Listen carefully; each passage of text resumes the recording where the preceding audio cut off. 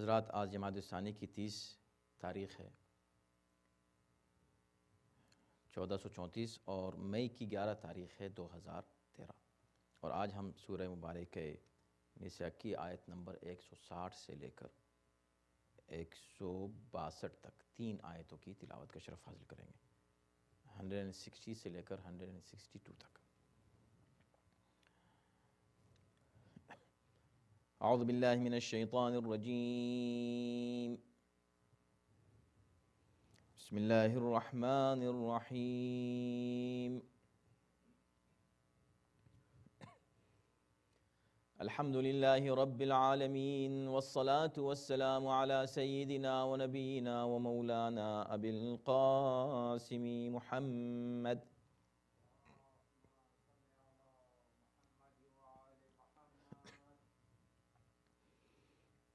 وآلہ الطیبین الطاہرین المعصومین، ولعنۃ اللہ علی اعدائہم اجمعین من الآن الی یوم الدین۔ اما بعد فقد قال اللہ فی کتابہ الکریم، بسم اللہ الرحمن الرحیم۔ فبظلم من الذين هادوا حرمنا عليهم طيبات أحلت لهم وبصدهم عن سبيل الله كثيرا وأخذهم الربا وقد نهوا عنه وأكلهم أموال الناس بالباطل وأعتدنا للكافرين منهم عذابا أليما۔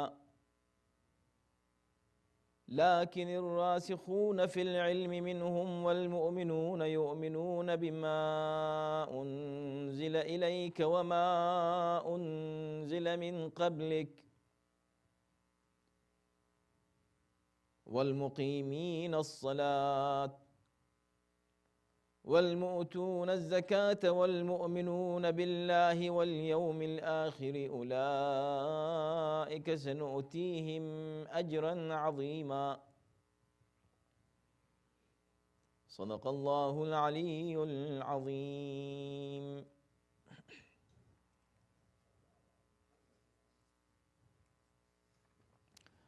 ارشاد ہو رہا ہے کہ تو ہم نے یہودیوں کے مظالم کے سبب ان پر وہ پاکیزہ چیزیں جو حلال تھیں حرام کر دیں،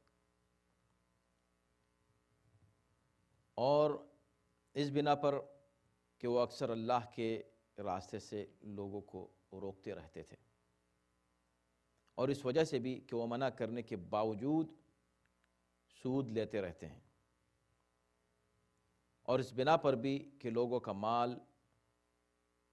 ناجائز طریقے سے کھاتے رہتے ہیں، اور ان میں جو کافر ہیں ہم نے ان کے لیے دردناک عذاب مہیا کر رکھا ہے۔ لیکن ان میں سے جو لوگ علم میں پختہ ہیں، علم میں راسخ ہیں اور ایمان والے ہیں، وہ اس پر بھی ایمان لائے جو آپ پر نازل ہوا، اور اس پر بھی جو آپ سے پہلے نازل ہو چکا تھا، اور وہ نماز قائم کرنے والے، زکوٰۃ دینے والے اور اللہ اور آخرت پر ایمان رکھنے والے ہیں، ان لوگوں کو ہم عنقریب اجر عظیم عطا کریں گے۔ حضرات، گزشتہ آیات سے ہی مربوط یہ آیت ہے، اور فَبِظُلْمٍ مِّنَ الَّذِينَ هَادُوا، بات شروع ہوئی تھی اہل کتاب کے تذکرے سے کہ يَسْأَلُكَ أَهْلُ الْكِتَابِ أَن تُنَزِّلَ عَلَيْهِمْ كِتَابًا مِّنَ السَّمَاءِ، اہل کتاب آپ سے مطالبہ کرتے ہیں کہ آسمان سے ان کے لیے کوئی آپ ایک لکھی ہوئی تحریر اتار دیں، اور اس کے بعد پھر ان کے مظالم کا ذکر تھا، اور گزشتہ 2 دروس میں ہم نے ان 20 یا 21 جرائم اور مظالم کا تذکرہ کیا جو ان چند آیات میں قرآن نے بیان کی ہیں، اور بات جہاں رکی تھی گزشتہ ہفتے، اس میں ظاہر سی بات ہے کہ ہم اس کو بہت تفصیل سے بیان نہیں کر سکے، لیکن چونکہ اس سے قبل سورہ آل عمران کی آیات میں ہم نے اس کا تذکرہ کیا تھا تفصیل کے ساتھ، تو اس کو دہرانے کی ضرورت محسوس نہیں کی، جس میں حضرت عیسیٰ کا تذکرہ کیا گیا۔ سورہ آل عمران میں حضرت عیسیٰ کا جو ذکر کیا گیا اور وہاں اس بات کی تاکید کی گئی کہ حضرت عیسیٰ کو قتل نہیں کیا گیا اور ان کو سولی نہیں دی گئی، تو وہ رد تھی ان لوگوں کی جو حضرت عیسیٰ کو اللہ کا بیٹا مانتے ہیں، یعنی نصرانہ جو ہے نصارہ۔ اور ادھر جو بات ہو رہی ہے ان آیتوں میں، وہ بات ہو رہی ہے یہودیوں کے تعلق سے۔ تو عیسائی اور یہودی ان دونوں کی تردید قرآن نے اسی موقع پر اسی انداز سے کی ہے جو مناسب طریقہ تھا۔ یہاں پر یہودیوں سے بات کی جا رہی ہے کہ انہوں نے یہ دعویٰ کیا کہ انہوں نے حضرت عیسیٰ کو قتل کر دیا، حالانکہ وہ عیسیٰ کو قتل نہیں کر سکے، بلکہ ان شبہ لہم، ان کی شکل کا ایک شخص انہوں نے دیکھا اور اس کو انہوں نے سولی پر چڑھا کر یہ سمجھا کہ انہوں نے حضرت عیسیٰ کو قتل کر دیا، حالانکہ وہ نہیں قتل کر سکے، بل رفعہ اللہ الیہ، اللہ نے حضرت عیسیٰ کو اپنے پاس بلند کر لیا۔ آخری آیت جو تھی گزشتہ ہفتے، تو اس میں یہ کہا گیا تھا کہ وَإِن مِّنْ أَهْلِ الْكِتَابِ إِلَّا لَيُؤْمِنَنَّ بِهِ قَبْلَ مَوْتِهِ۔ تو اس میں دو تفسیریں تھیں، ہم نے اختصار سے اس آخری آیت پر گفتگو کی تھی، لیکن ایک دو باتیں رہ گئی تھیں تو ہم اس کو مکمل کر کے پھر ہم آگے بڑھتے ہیں، اس لیے کہ ساری آیتیں مربوط ہیں ایک دوسرے سے، کہ کوئی ایسا شخص نہیں ہے۔ اب اس کے دو معنی ہیں، ام من اہل الکتاب الا لیؤمنن بہ قبل موتہ، کوئی اہل کتاب میں ایسا نہیں جو اس کے مرنے سے پہلے ان پر ایمان نہ لے آئے۔ کس کے مرنے سے پہلے؟ قبل موتی ہی، یہ ضمیر کدھر جا رہی ہے؟ اس شخص، ہر صاحب اہل کتاب کی طرف جا رہی ہے کہ جو بھی مرے گا وہ مرنے سے پہلے حضرت عیسیٰ پر ایمان ضرور لے آئے گا، چاہے وہ یہودی ہو یا نصر، اس لیے کہ اہل کتاب دونوں ہیں۔ تو کوئی بھی اگر اس دنیا سے جاتا ہے تو وہ ضرور حضرت عیسیٰ کو دیکھے گا اور ان پر ایمان لے آئے گا۔ اب اس میں مختلف آراء ہیں، مختلف روایات ہیں۔ کچھ مفسرین کہتے ہیں کہ اس سے مراد یہود و نصارہ ہیں، خود مرنے والا، وہ مرنے سے پہلے ضرور حضرت عیسیٰ پر ایمان لے آئے گا۔ ایک دوسرا گروہ ہے یہ کہتا ہے کہ نہیں، ہی کی ضمیر حضرت عیسیٰ کی طرف پلٹتی ہے، یعنی حضرت عیسیٰ کے مرنے سے پہلے ایک وقت ایسا ضرور آئے گا جب تمام یہود و نصارہ حضرت عیسیٰ پر ایمان لے آئیں گے، اس وقت ان کے مرنے سے پہلے، نہ کہ ہر یہودی اور ہر نصرانی کے مرنے سے پہلے ہر شخص۔ لیکن دونوں طرح کی روایات ملتی ہیں اور دونوں مفاہیم منطبق ہو سکتے ہیں، اس لیے کہ حضرت عیسیٰ بہر کیف اللہ کے نمائندے ہیں، اللہ کے نبی ہیں، اور ایک قوم ہے جنہوں نے ان سے محبت کی اور محبت میں گویا کہ انہوں نے مبالغہ کیا، جس کی بنا پر اس غلو میں مبتلا ہوئے کہ جو حقیقی تعلیمات حضرت عیسیٰ کی تھیں اس سے جدا ہو گئے۔ دوسرا گروہ ہوا تھا کہ جو حضرت عیسیٰ کے تعلق سے ان کی دشمنی میں اس حد تک مبتلا ہوا کہ ان کے قتل پر آمادہ ہوا۔ تو یہ دونوں وہ ہیں کہ جو حضرت عیسیٰ پر صحیح طریقے سے ایمان نہیں لاتے، اگرچہ ان میں ابھی جو آج ہم نے آیتیں پڑھی ہیں، تیسرا گروہ وہ بھی ہے جو ایمان لاتا ہے صحیح طریقے سے، کیونکہ اس راسخون فی العلم میں آتے ہیں، وہ لوگ ہیں کہ جو علم میں راسخ ہیں اور اللہ نے ان کو کتاب کا علم دیا ہے۔ اہل کتاب میں صاحبان علم، محققین جو تعصب کے بغیر مطالعہ کرتے ہیں کتاب کا، تو ایک گروہ وہ بھی ہے، وہ حضرت عیسیٰ کو وہی مانتا ہے جو اللہ نے ان سے کہا ہے ماننے کو، اور رسول اللہ کو بھی تسلیم کرتا ہے۔ تو یہ تین گروہ ہیں، کیونکہ ہمارے یہاں بھی روایات ہیں کہ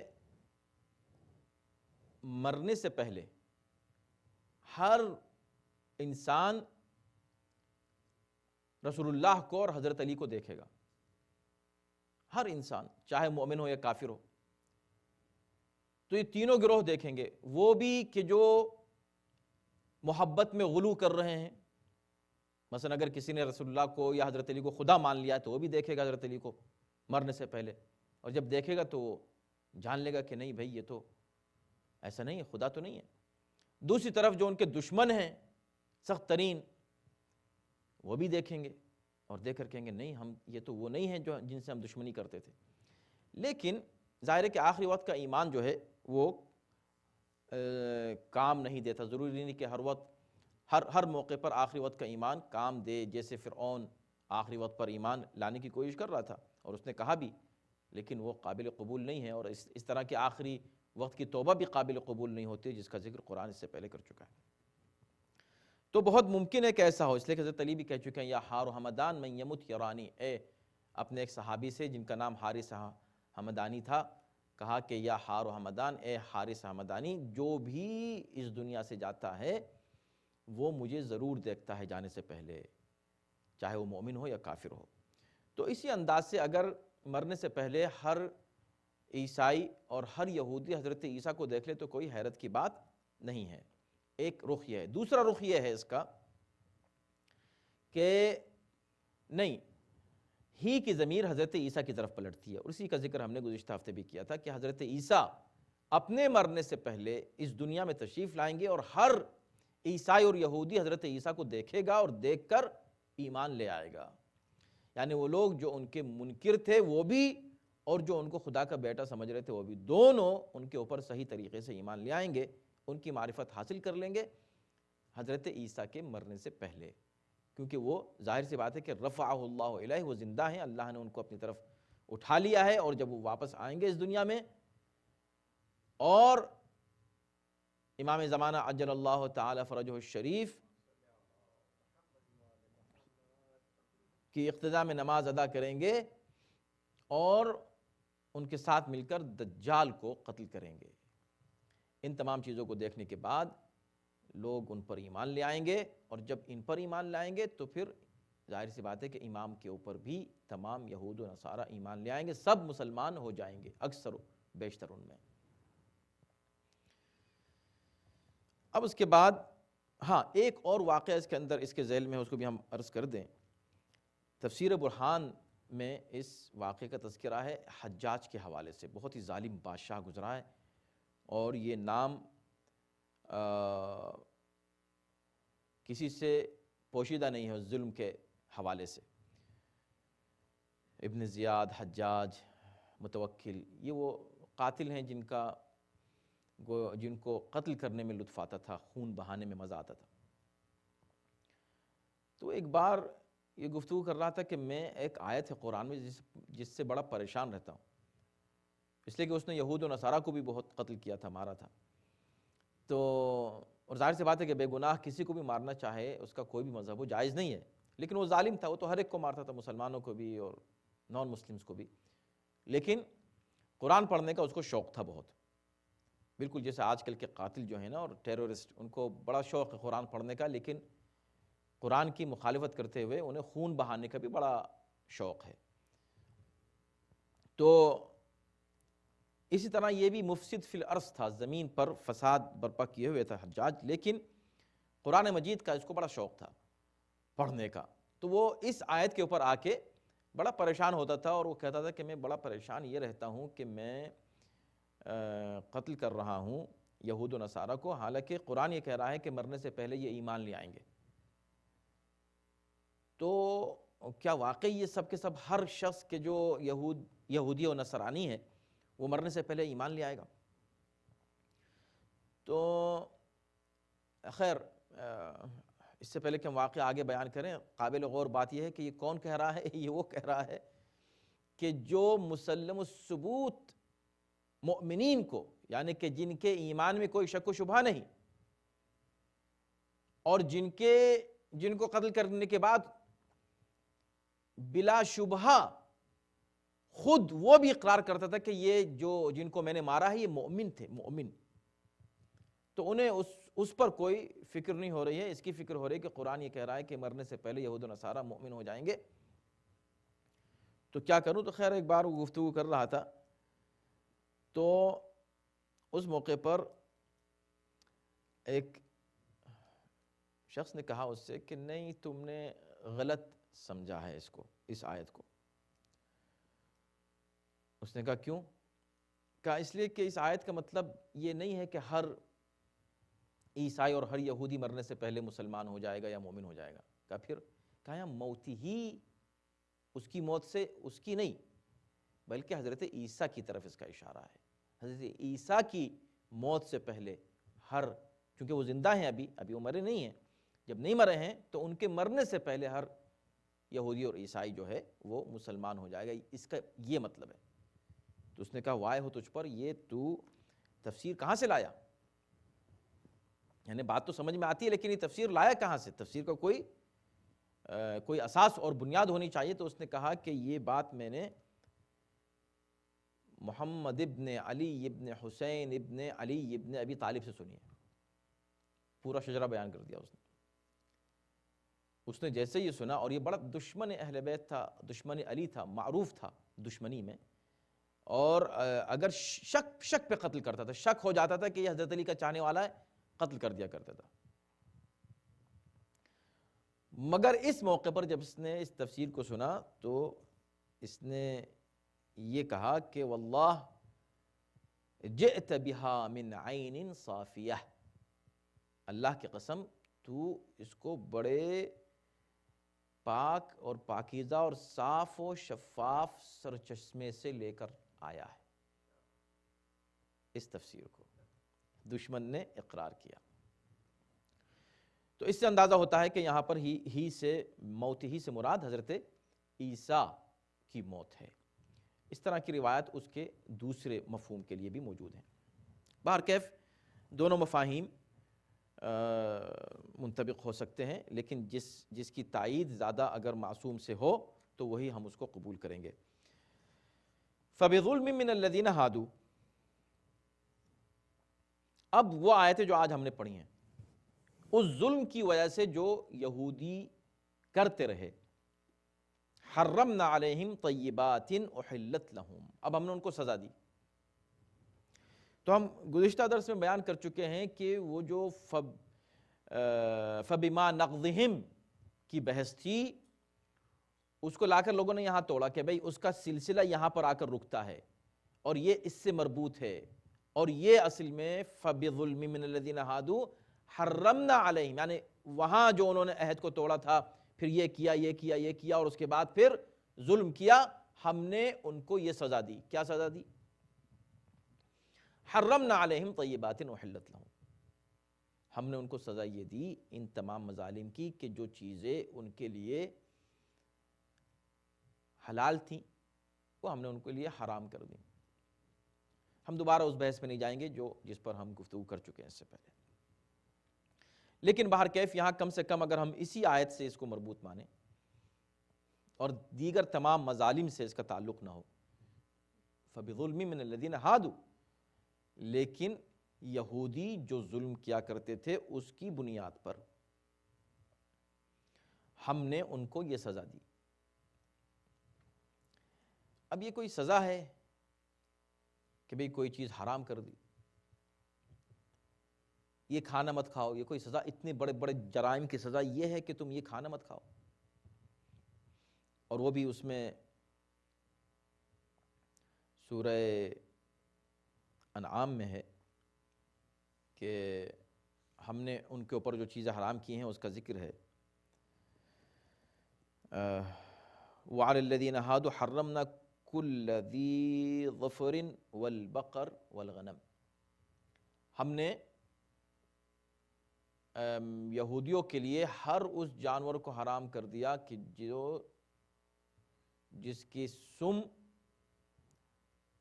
جدا نہیں ہے، اور بقر گائے بھینس وغیرہ کا، والغنم بھیڑ بکری، یہ سب چیزیں حرام کر دیں۔ تو یہ سزا ہے، یہ ہے سوال کہ کیا یہ جو کچھ حرام کیا یہ سزا ہے؟ تو یہ قرآن کی بلاغت ہے۔ اوریجنلی جو جس بات پر زور دیا جا رہا ہے، یہ نہیں کہا کہ ہم نے حلال چیزوں کو حرام کر دیا۔ توجہ کیجئے، لفظ کیا ہے؟ حرمنا علیہم طیبات احلت لہم، ہم نے ان پاکیزہ چیزوں کو ان کے لیے حلال جو ہے حرام کر دیا، جو حلال تھیں ان کے لیے۔ تو اس میں دو باتیں ہیں۔ پہلی بات تو یہ ہے کہ ان چیزوں کو حرام کیا جو پاک ہیں۔ اس کا مطلب یہ ہے کہ یہ عام طور پر اللہ جس چیز کو بھی حلال کرتا ہے، کرتا ہی اس چیز کو حلال ہے جو پاک اور پاکیزہ اور صاف ستھری ہو، اور حرام کرتا ہی اس کو ہے کہ جو نجس اور قابل نفرت ہو۔ تو اللہ خبائث کو حرام کرتا ہے، طیبات کو حلال کرتا ہے۔ جتنی بھی پاکیزہ چیزیں دنیا میں حلال ہیں، جاؤ کھاؤ پیو، کلوا واشربوا ولا تسرفوا، زیادہ تر چیزیں حلال ہی ہیں، اس لیے کہ اللہ نے ہر چیز کو طیب و طاہر، اکثر چیزوں کو خلق کیا، اور جن چیزوں کو نہیں کیا یا جن چیزوں کو اس نے خود کہہ دیا کہ یہ نجس ہیں، ان سے ہم کو جو ہے دور رہنا ہے۔ تو پہلا پیغام اس میں یہ ہے کہ طیبات احلت لہم، جتنی بھی طیب چیزیں ہیں وہی حلال ہوتی ہیں۔ دوسرا پیغام یہ ہے کہ تکلیف ان کو سب سے زیادہ اس بات کی ہے، یہ سزا ایک تو جسمانی سزا ہوتی ہے، ایک نفسیاتی سزا ہوتی ہے کہ بھئی یہ چیز حلال ہے، ہاں بالکل حلال ہے، یہ طیب بھی ہے، ہاں بالکل طیب، تم نہیں کھاؤ گے تم۔ یہ عام طور پر بھی یہ ہوتا ہے کہ اگر آپ جیسے اگر کبھی بچے سے کہیں کہ دیکھو آج تم یہ نہیں کھاؤ گے، تو اس کو اس کے نہ کھانے کی اتنی تکلیف نہیں ہوگی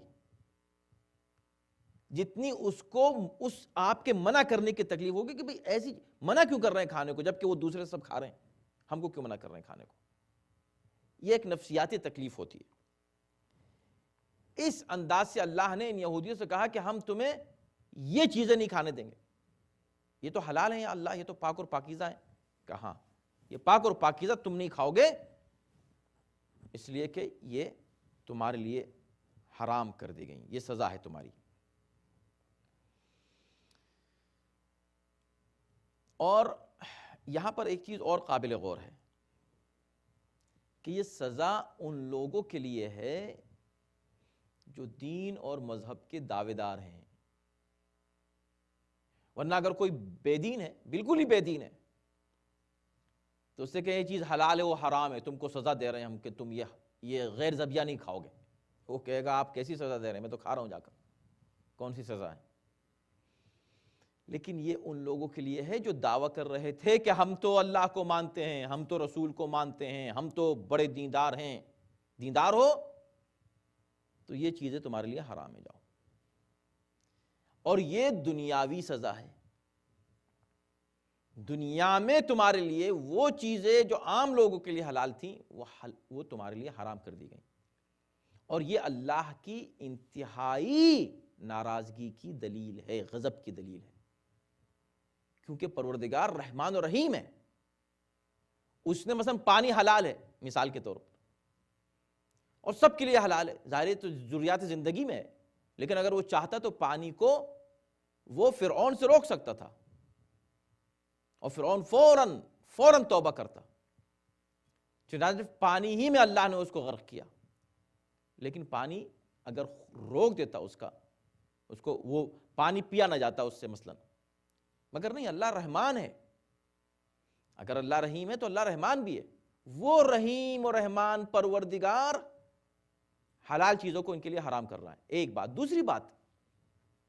دوسری تکلیف جو ان کے لیے ہے، اس میں بہت ہی زیادہ اذیت اس کے اندر ہے، کیونکہ اپیرنٹلی جب آپ اس کا صرف ترجمہ پڑھیں گے، اور گزشتہ ہفتے بھی ہم نے عرض کیا تھا کہ کچھ مفسرین نے اس کو یہ کہہ کے گزر گئے کہ یہ کیسے ہو سکتا ہے کہ اللہ اتنے مظالم کی سزا صرف یہ دے دے۔ نہیں، بہت بڑی سزا ہے یہ۔ کیوں اور کس قوم کو؟ سوچیں کس قوم کو اللہ یہ سزا دے رہا ہے، اس قوم کو یہ سزا دے رہا ہے کہ جن کی اتنی ناز برداری اللہ نے کی کہ ان کے لیے آسمان سے غذا آ رہی تھی، آسمان سے. تو کہاں ایک طرف آسمان سے سزا جو ہے غذا آ رہی ہے، اور کہاں ایک طرف یہ سزا دی جا رہی ہے کہ تم زمینی جو حلال چیزیں تم وہ بھی نہیں کھاؤ گے. جاؤ، سوچنے کی بات ہے. تو یہ بہت ہی، یہ بالکل ایسے ہے کہ کوئی بادشاہ ہے، وہ حکومت کر رہا ہے، اور اچانک اس کو جھوپڑی میں آپ ڈال دیں. تو جھوپڑی میں تو اور بھی 100 لوگ بیٹھے ہوئے ہیں، لیکن ان کو اتنی تکلیف نہیں ہوئی جتنی اس کو جو بادشاہ تھا اس کو ہو رہی ہے.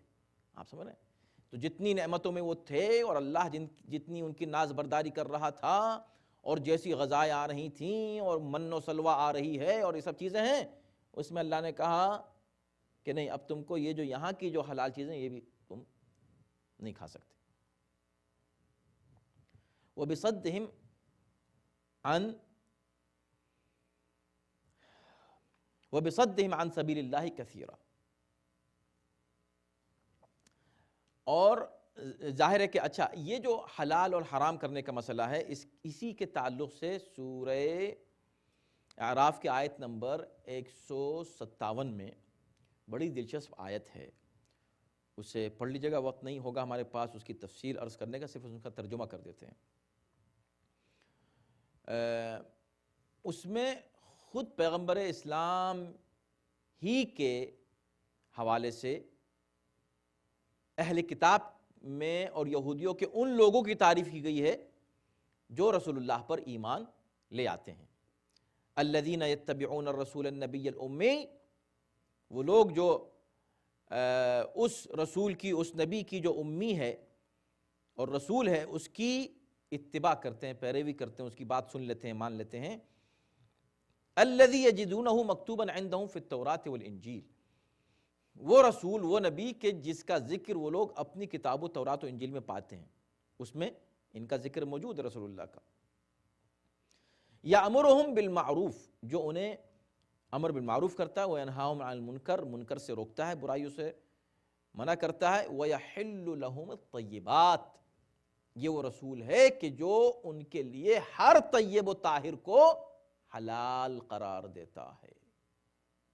یعنی اب ان کی سزائیں ختم ہو گئیں اگر انہوں نے رسول اللہ کو مان لیا.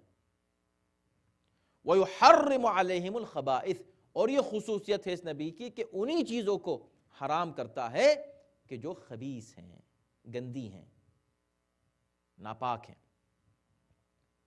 وَيَضَعُ عَنْهُمْ إِصْرَهُمْ، اور جو بوجھ ان کے اوپر تھا اس بوجھ کو یہ نبی ہٹا لیتا ہے. یعنی خاتم النبیین جو شریعت لے کر آئے، یہ شریعت سہلہ ہے، آسان شریعت ہے.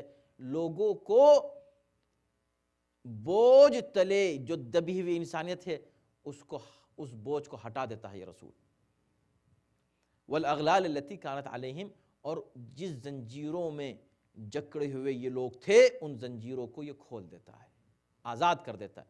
انسانیت کو آزادی بخشتا ہے یہ اسلام، یہ شریعت، یہ دین، یہ مذہب، رسول اللہ کا یہ پیغام، خاتم النبیین کا یہ پیغام آزادی کا پیغام ہے. اس میں پابندی ہے، لیکن یہ پابندی ہی اصل آزادی ہے. تو یہ اس کا ذکر کیا، جس کا مطلب یہ ہوا کہ یحرمو، اس پر زور ہے کہ یہ وہ نبی ہے کہ جو ان کے لیے طیبات کو حلال کرتا ہے، خبیثات کو، خبائث کو حرام کرتا ہے. اب اس کے بعد کی جو آیت ہے وَبِصَدِّهِمْ عَنْ سَبِيلِ اللَّهِ، بلکہ اسی آیت کا یہ ٹکڑا ہے کہ اللہ نے یہ سزا ان کو جو دی فَبِظُلْمٍ مِّنَ الَّذِينَ، اس لیے کہ انہوں نے ظلم کیا تھا یہ، اور اس لیے بھی یہ سزا دی ان کو کہ یہ لوگ اللہ کے راستے سے روکتے تھے. جو جرائم ہیں ان کے، ان میں سے ایک جرم یہ ہے کہ یہ لوگوں کو اللہ کے راستے سے روکتے ہیں. یہ بہت بڑا جرم ہے، یہ شاید ہر جرم سے بڑا جرم ہے. یہ وہی جرم ہے جو شیطان کرتا ہے، اللہ کے راستے سے لوگوں کو روکنا. یعنی اللہ نے جو ہدایت کے راستے انسان کے لیے معین کیے ہیں ان تک نہ پہنچنے دے، روک دے، دھوکہ دے، گمراہ کرے، گمراہ ہونے دے، گمراہی کے راستے کھولے، ہدایت کے راستوں کو بند کر دے. یہ بہت بڑا گناہ ہے. یہ وہی، اور اس سے بڑا گناہ، یہ تو ہے ہی بہت بڑا گناہ، لیکن اس گناہ میں، راستہ روکنے کے گناہ میں اگر کوئی مثال تاریخ میں دی جا سکتی ہے بدترین مثال، تو وہ مثال ہے جب کہ ہدایت کا سرچشمہ پیغمبر اسلام کی ذات گرامی وہ خود تشریف فرما ہیں، اور وہ یہ کہہ رہے ہیں کہ لاؤ میں ہدایت کا انتظام تمہارے لیے اس طرح کر دوں کہ تم کبھی گمراہ نہیں ہوگے۔ کتنی خوشی کی بات تھی امت کے لیے، کتنے افتخار کی بات تھی اس ملت کے لیے، کتنے بڑی خوشخبری تھی پوری قوم کے لیے، پوری انسانیت کے لیے کہ رسول اللہ وہ چیز لکھ کر دینا چاہ رہے تھے کہ جس کے بعد کبھی تم گمراہ نہیں ہوگے، گارنٹی دے رہے ہیں رسول اللہ۔ یعنی یہ تو وہ چیز تھی کہ لوگ ان سے مطالبہ کرتے، یا رسول اللہ جانے سے پہلے ہمیں کچھ ایسی چیز دے کے جائیے، چاہے کہ رسول اللہ خود دے رہے ہیں، اور یہاں ان کو روکا جا رہا ہے۔ یہ جو روکنا ہوا یہ اللہ کے راستے سے روکنا تھا۔ یہ بدترین مثال ہے، اور میں عرض کر چکا ہوں کہ یہ جو ذکر ہے، یہ جو 20 جرائم یہودیوں کے بیان کیے گئے ہیں، یہ اس لیے نہیں کہ چونکہ یہودیوں نے ایسا کیا لہٰذا، یہ کسی قوم کے خلاف نہیں ہے اسلام، کسی قوم کے خلاف یا کسی فرد کے خلاف نہیں ہے اسلام، اس کے کردار کے خلاف ہے بنیادی طور پر، اور اس کا تذکرہ کیا ہی اس لیے جا رہا ہے تاکہ مسلمان اس سے عبرت حاصل کریں، اور یہ دیکھ لیں کہ جتنے جرائم ہیں سارے کے سارے جرم مسلمانوں میں ملیں گے، یہ سارے کام مسلمان بھی کر رہے ہیں، تو مذمت اگر ان کی ہے تو ان سے زیادہ قابل مذمت وہ لوگ ہیں، اس لیے کہ وہ لوگ تو صرف تورات پر ایمان لائے تھے، پھر انہوں نے اتنے جرم کیے۔ یہ مسلمان وہ ہیں جو توریت اور انجیل اور قرآن سب پر ایمان رکھنے کے بعد اگر جرم کریں تو ان کا جرم ان سے بڑا ہو جائے گا، اور پھر رسول اللہ سامنے بیٹھے ہیں، ان کو ہدایت سے روکیں، ہدایت کرنے سے، ہدایت کی بات لکھنے سے روکیں، ایسی بات لکھنے سے روکیں جو قیامت تک لوگوں کو گمراہی سے بچا لیتی۔ اب اگر آج لوگ گمراہ ہیں تو اس کا کون ہے ذمہ دار؟ اس کا وہ روکنے والا، صد عن سبیل اللہ، یہ اللہ کے راستے سے روکنے کی بدترین مثال ہے تاریخ کی، اس سے بدتر کوئی مثال آپ دکھا نہیں سکتے۔ وَأَخْذِهِمُ الرِّبَا، اور ان کے جرائم میں یہ ہے کہ یہ لوگ ربا کھاتے رہے، اخذہم الربا، ربا لیتے رہے، وَأَكْلِهِمُ أَمْوَالَ النَّاسِ بِالْبَاطِلِ، اور لوگوں کا مال باطل کے ساتھ ناجائز کھاتے رہے۔ تو اب یہ صرف قرآن یہ کہہ رہا ہے کہ وہ لوگ ایسا کرتے رہے، ہم کر سکتے ہیں ایسا؟ نہیں، ان کی مذمت کر ہی اس لیے رہا ہے کہ جس بات کو خدا ناپسند کر رہا ہے کسی ایک قوم کی طرف سے اور اس کا تذکرہ کر رہا ہے، اس کا مطلب بھائی تم بھی مت کرنا اگر تم ہم کو مانتے ہو تو، یہ سارے کام مت کرنا جو انہوں نے کیے، یہ سارے جرائم، یہ ظلم، یہ برائیاں۔ وَأَكْلِهِمْ أَمْوَالَ النَّاسِ بِالْبَاطِلِ، کسی کا مال نہ لینا، ایک پیسہ ایک دانہ کسی کا تمہارے اوپر نہ رہے، کسی کا حق مت روکنا، حقوق کسی کے مت کھانا، ناجائز طریقے سے تمہارے منہ میں کوئی لقمہ نہیں جانا چاہیے۔ وَأَعْتَدْنَا لِلْكَافِرِينَ مِنْهُمْ عَذَابًا أَلِيمًا، پھر ان میں جو لوگ کافر ہیں ان کے لیے ہم نے عذاب علیم مہیا کیا ہوا ہے۔ ان میں جو لوگ کافر ہیں، اعتدنا للکافرین منہم، ان میں جو لوگ کافر ہیں، اس کا مطلب ان میں جو لوگ کافر ہیں کا مطلب یہ کہ ان میں کچھ ایسے لوگ بھی ہیں جو کافر نہیں ہیں۔ دیکھیں یہ ہے قرآن کا انصاف، اور اس سے پہلے بھی آپ کو یاد ہے کہ جہاں جہاں قرآن نے کسی ایک قوم کی جو ہے برائی کی ہے، مذمت کی ہے، مذمت کرتے کرتے خاص طور پر بنی اسرائیل کی کافی مذمت ملتی ہے، یہود و نصارہ کی مذمت ہے، کافروں کی مذمت ہے، تو جہاں جہاں مذمت کی ہے وہاں اختتام میں ایک استثناء بھی رکھا ہے، ایک ایکسیپشن رکھا ہے، تاکہ بات جنرل نہ ہو جائے اور ہر فرد پر اس قوم کی اپلائی نہ کر دے، چاہے اچھا ہو برا ہو، ایسی بات نہیں ہے۔ انصاف ہے اسلام میں، انصاف ہے قرآن کی گفتگو میں، وہ انصاف یہاں سے ظاہر ہو رہا ہے، اور زیادہ مزید، یعنی اس کے بعد کی جو آیت ہے اس کو اور واضح کرتی ہے، کیونکہ یہاں تو اتنا کہہ دے کہ ہم نے ان میں جو کافر تھے ان کے لیے عذاب مہیا کیا ہوا ہے، اس کا مطلب ہے کہ جو کافر ان میں نہیں تھے ان کے لیے عذاب نہیں ہے۔ یا یہ سزائیں جو بیان کی گئی ہیں یا یہ جو برائیاں بیان کی گئی ہیں یہ پوری قوم کی نہیں ہیں، قوم کی اکثریت کی ہیں۔ اس میں کوئی شک نہیں کہ قوم کی جو میجورٹی تھی اس نے یہ تمام جرائم کیے تھے، اور بہت ہی قلیل اقلیت ایسی تھی، بہت ہی کم لوگ ایسے تھے کہ جو اچھے تھے، مگر وہ جو کم اچھے تھے ان کا بھی ذکر قرآن نے کیا کہ ہر ایک کو ایسا مت سمجھ لینا ہر یہودی برا نہیں ہے۔ یہودی بحیثیت قوم برے نہیں ہے کہ بس قوم چونکہ یہودی ہے لہٰذا قابل مذمت ہے، نہیں نہیں نہیں، ایسا نہیں ہے، ورنہ مسلمانوں کی بھی برائی کی گئی ہے، تو بحیثیت قوم پورے مسلمان بھی برے نہیں ہیں، ان میں مومن بھی ہیں، ان میں منافق بھی ہیں، ان میں اچھے بھی ہیں، ان میں برے بھی ہیں، ان کی اچھائی بھی ہے، ان کی برائی بھی ہے۔ تو قرآن نے جہاں جو اچھا ہے اس کو اچھا کہا، جہاں جو برا ہے اس کو برا کہا، اور یہی اصول ہے ایک مومن کا کہ وہ بھی برے کو برا کہے گا اور اچھے کو اچھا کہے گا۔ اس میں یہاں نہ کسی کی دوستی نہ کسی کی دشمنی، نہ کسی کو بربنائے دشمنی برا کہیے کہ صرف چونکہ ہم دشمن ہیں اس لیے برا کہہ رہے ہیں، کوئی ریزن نہیں، اور صرف دشمنی ریزن ہے، نہیں، اس کے لیے کوئی روم اسلام میں نہیں ہے۔ یا ہم کسی سے بس صرف اس لیے تعریف کر رہے ہیں کہ بس اس سے محبت کرتے ہیں، اس لیے تعریف کر رہے ہیں۔ ہم اہل بیت کی تعریف اس لیے نہیں کرتے کہ ان سے محبت کرتے ہیں، ہم ان سے محبت کرتے ہیں اس لیے کہ ان کی تعریف ہے، وہ قابل تعریف ہے۔ ایسا نہیں کہ ان سے محبت کر لی تو اب جو چاہو تعریف کرو ان کی، جی نہیں، وہ ان کی جتنی بھی ان کے فضائل ہیں، ان کی عظمتیں ہیں، اس کی وجہ سے ہم محبت کرتے ہیں، محبت کی وجہ سے ان کے فضائل نہیں بیان کرتے، وہ تو ہیں ہی اس قابل کہ ان کے فضائل بیان کیے جائیں۔ تو محبت کی وجہ سے ہم نہ کسی کے فضائل میں اضافہ کرتے ہیں کہ بھئی یہ ایک اور فضیلت ہم بیان کر دیں چونکہ ہمیں اس سے محبت ہے، کم سے کم اہل بیت کو تو اس کی ضرورت ہی نہیں ہے۔ باقی آپ اگر کسی اور کی تعریف کریں تو سوچ لیں اور دیکھ لیں کہ وہی کریں اور وہی کہیں جو اس میں ہے۔ اہل بیت کی مثال تو میں نے دے دی، ورنہ تو ان میں تو جو کچھ ہے اس کا ہم قطرہ بھی بیان نہیں کر سکتے۔ جو فضائل اللہ نے ان کو عطا کیے ہیں، جو ٹھاٹے مارتا ہوا سمندر ہے ان کی فضیلتوں کا، اس کا ایک قطرہ بھی ہمارے پاس نہیں ہے، ہم اس کو بیان نہیں کر سکتے۔ لیکن اگر ہم عام طور پر کسی اور کی بھی تعریف کریں تو اتنی کریں جتنی اس میں ہے۔ تو اب یہاں پر کہا لیکن الراسخون فی العلم منہم، لیکن ان میں جو لوگ صاحبان علم ہیں، یہ لیکن آ گیا یہاں پر۔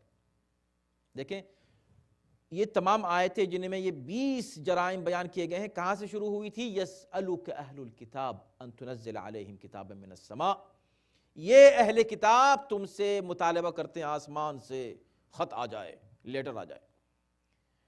لیکن الراسخون من العلم، یہ جاہل ہیں سب جو یہ باتیں کرتے ہیں، ان میں یہ جرم ہے، یہ جرم ہے، یہ جرم، یہ برائی، یہ برائی، یہ برائی، لیکن اب استثناء شروع ہوا، ایکسپشن شروع ہوا، لیکن الراسخون فی العلم منہم، لیکن ان میں جو لوگ علم میں راسخ ہیں، جو صاحبان علم ہیں،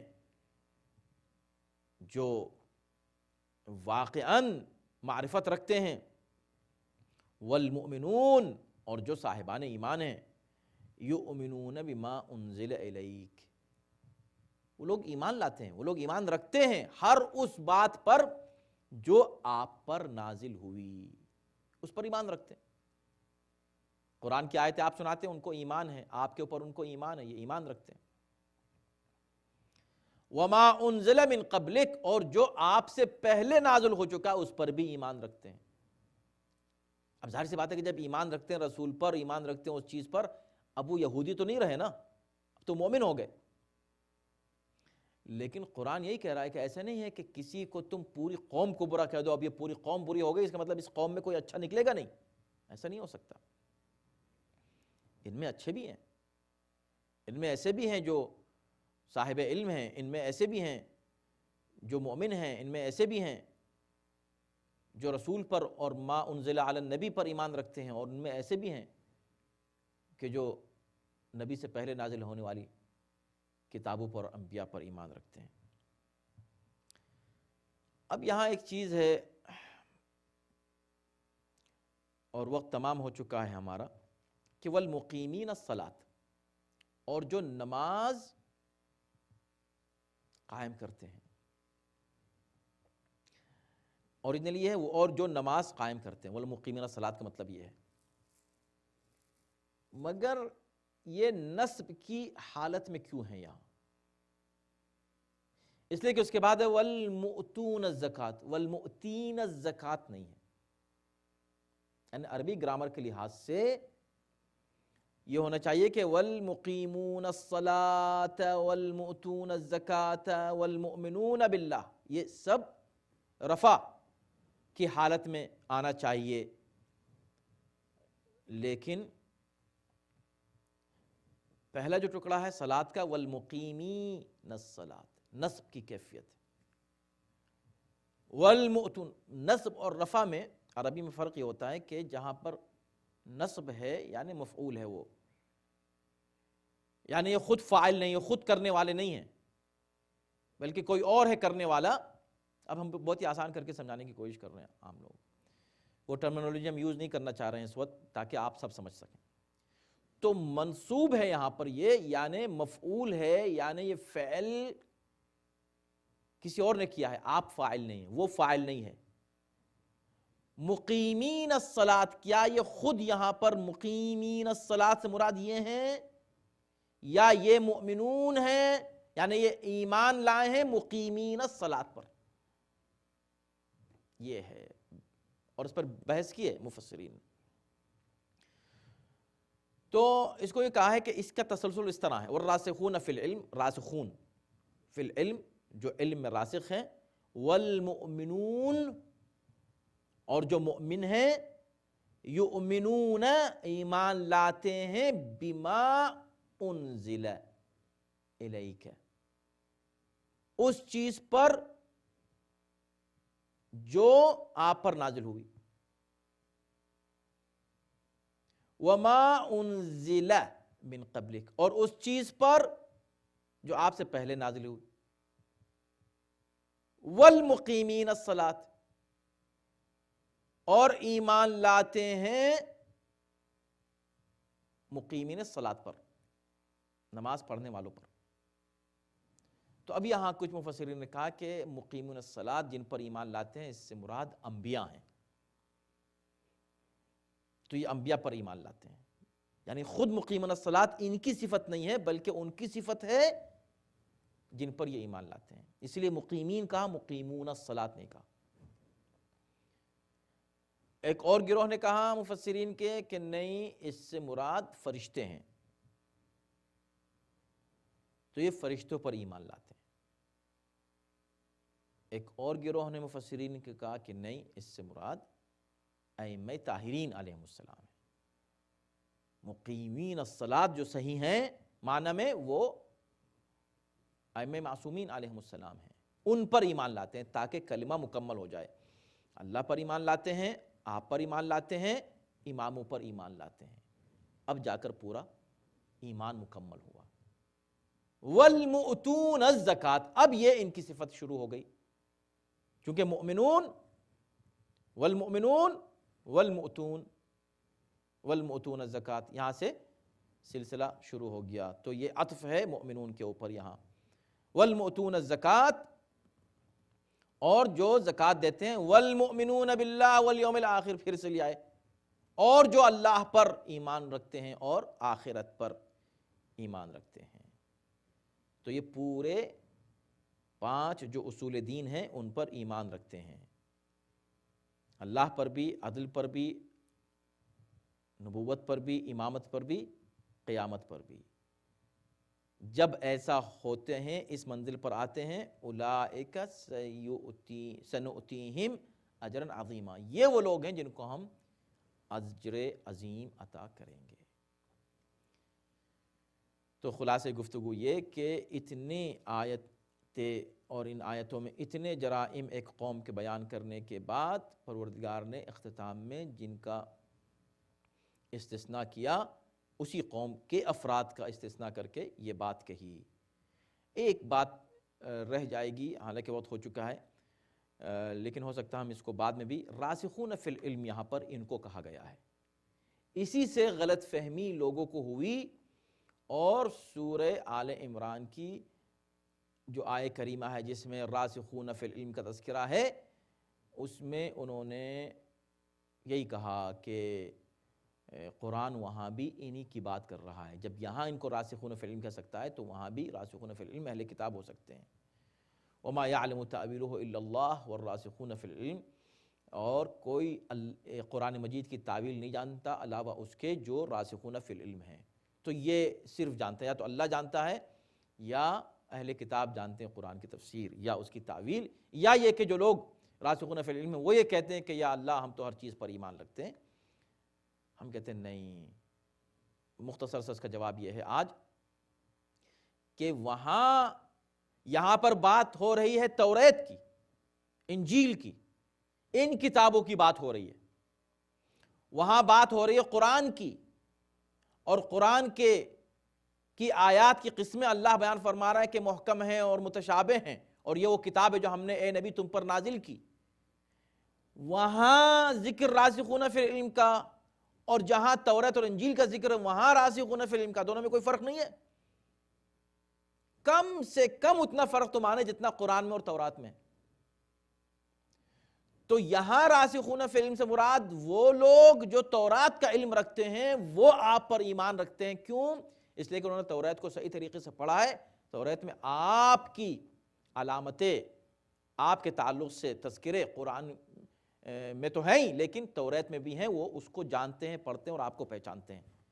کیوں؟ اس لیے کہ وہ اس کتاب کے راسخون فی العلم ہیں، اور یہاں جو راسخون فی العلم ہے وہ قرآن کے راسخون فی العلم۔ ان دونوں میں کوئی فرق نہیں ہے، دونوں کو ملا دیا۔ جہل کا اندازہ آپ لگائیے لوگوں کے کہ کہاں ایک جہل ہے، ایک طرف راسخون فی العلم۔ راسخون فی العلم وہاں پر قرآن کے راسخون فی العلم ہے۔ تو جتنا قرآن میں علم ہے اس میں کوئی راسخ ہو جائے، کہاں وہ اور تورات کا جو علم ہے محدود علم ہے، کتاب بھی محدود ہے، منسوخ بھی ہے، اس میں کوئی راسخ ہو جائے، ان دونوں میں کوئی فرق نہیں۔ بے شک اور بلا شبہ زمین و آسمان کا فرق ہے دونوں راسخون فی العلم میں۔ انشاءاللہ اس کے بعد کی آیت جب پڑھی جائے گی تو یہ گفتگو اگر ضروری ہوئی تو ہم اس کو آگے بڑھائیں گے، ورنہ یہ بات ہم نے جواب میں عرض کر دی ہے۔ صلوات بر محمد وعلیہ اللہم صلی علی محمد وآل محمد۔